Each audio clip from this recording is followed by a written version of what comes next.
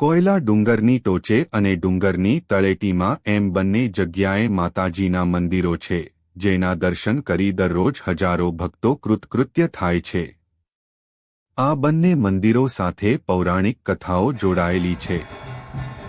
શ્રીકૃષ્ણ ભગવાનના કુળદેવી કહેવાતા હરસિદ્ધિ માતાનું કોયલા ડુંગર પર પ્રાગટ્ય કેવી રીતે થયું તેની કથા એવી છે કે બેટ દ્વારકામાં રહેતા રાક્ષસ શંખાસુરને હણવા માટે ભગવાન શ્રીકૃષ્ણએ તેમના કુળદેવી હરસિદ્ધિ માતાની કોયલા ડુંગર પાસે પૂજા અર્ચના કરી.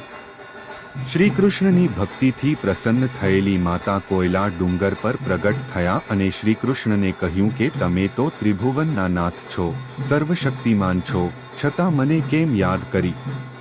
ત્યારે શ્રીકૃષ્ણએ માતાને વિનંતી કરી કે બેટ દ્વારકામાં રહેતા રાક્ષસ શંખાસુરને હણવા માટે મારે તમારી સહાયતાની જરૂર છે. TV Gujarati playback advertisement. માતાજીએ વચન આપ્યું કે જ્યારે તમે પનકોટી યાદવો સાથે શંખાસુરને હણવા જશો ત્યારે દરિયા કિનારે ઊભા રહીને મારું સ્મરણ કરશો ત્યારે હું તમને મદદ કરવા આવી પહોંચીશ. માતાજીના આશીર્વચન પ્રાપ્ત થતાં પનકોટી યાદવો અને શ્રીકૃષ્ણએ મળીને કોયલા ડુંગરની ટોચ પર હરસિદ્ધિ માતાનું સ્થાપન કર્યું. કોયલા ડુંગરની ટોચ પર આવેલા મંદિરે જવા માટે 400 જેટલા પગથિયા છે અને ઉપર પહોંચીને દર્શન કરનારને માતાજીના દર્શનની સાથે પ્રકૃતિનું પણ અનેરું સ્વરૂપ જોવા મળે છે, કારણ કે તળેટીમાં અરબી સમુદ્ર દૃષ્ટિમાન થાય છે. ટોચ પરથી માતાજી નીચે કેવી રીતે આવ્યા તેની પણ પૌરાણિક કથા ભારે રસપ્રદ છે. એક એવી લોકવાયકા હતી કે દરિયામાં વેપાર અર્થે નીકળતા વહાણ જ્યારે કોયલા ડુંગર પાસે માતાજીના મંદિરની સન્મુખ આવે ત્યારે તેમનું સ્મરણ કરીને દરિયામાં નાળિયેર પધરાવવું પડતું, જેથી તેમની આગળની મુસાફરી નિર્વિઘ્ને પાર પડે.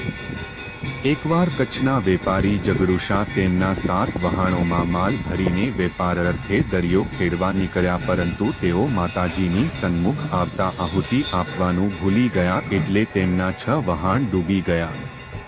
7મું વહાણ બચાવી લેવા માટે જગડુશાએ માતાજીને ભાવભરી પ્રાર્થના કરી, જેનાથી માતાજી પ્રસન્ન થયા અને વરદાન માગવા કહ્યું. તે જ સમયે જગડુશાએ કહ્યું કે માતાજી, તમે ડુંગરની ટોચ પરથી તળેટીમાં પધારો અને આજ પછી કોઈના વહાણ ડૂબે નહીં તેવું કરો. માતાજીએ જગડુશાની કસોટી કરવા માટે કહ્યું કે જો તું દરેક પગથિયે મને બલિ ચઢાવે તો હું નીચે આવું.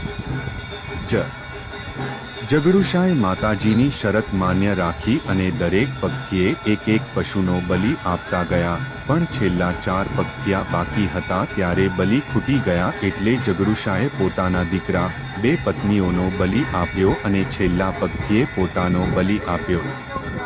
આખરે માતાજી તેમની ભક્તિથી પ્રસન્ન થયા અને જગડુશા, તેમનો દીકરો, બંને પત્નીઓ તથા તમામ બલિઓને સજીવન કર્યા અને જગડુશાએ માતાજીનું મંદિર ડુંગરની તળેટીમાં બંધાવ્યું. આજે પણ આ મંદિરનું ભારે મહાત્મ્ય છે.